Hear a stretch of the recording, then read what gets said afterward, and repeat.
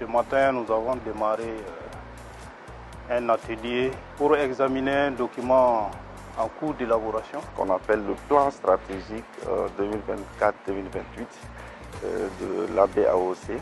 Donc, qui est un outil qui va permettre de pouvoir évaluer la performance du biodigesteur et puis des activités qui va mener cette organisation qui est l'ABAOC. Il s'agira pour l'ensemble des acteurs de valider les rapports diagnostiques aussi bien au niveau des pays que du secteur exécutif et également de poser les premières réflexions par rapport au cadre stratégique.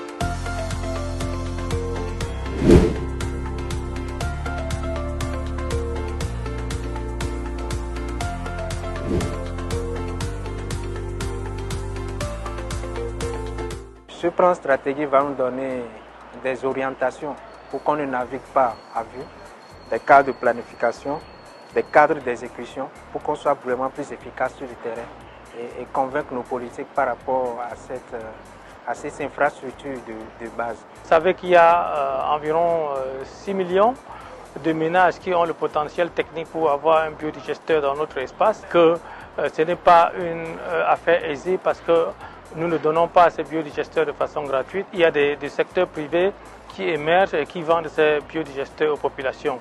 Donc le plan stratégique, c'est de nous aider à pouvoir piloter cet organe pendant les années qui viennent.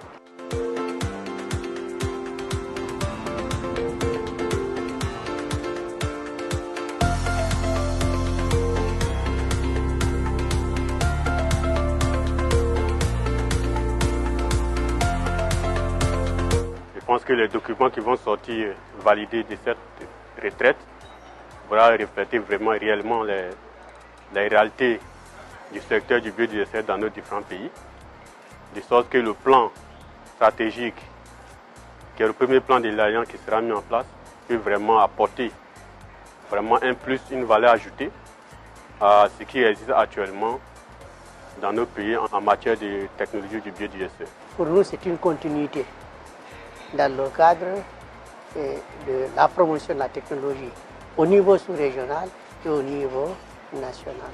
Notre attente, c'est que nous puissions verser cette panoplie de besoins que nous avons pour pouvoir opérationnaliser la structure focale nationale du Togo. Et donc, l'ambition, c'est de voir cette stratégie prendre en compte aux différents besoins. L'Alliance, c'est un cadre de partage, c'est un cadre d'échange. C'est un cadre aussi qui nous permet les uns aux autres de partager l'expérience, d'apprendre des uns et des autres.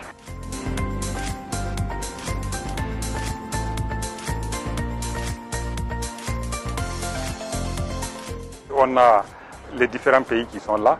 C'est toujours de continuer la sensibilisation et puis essayer de rassembler au niveau de leurs différents pays tous les acteurs intervenant dans le domaine.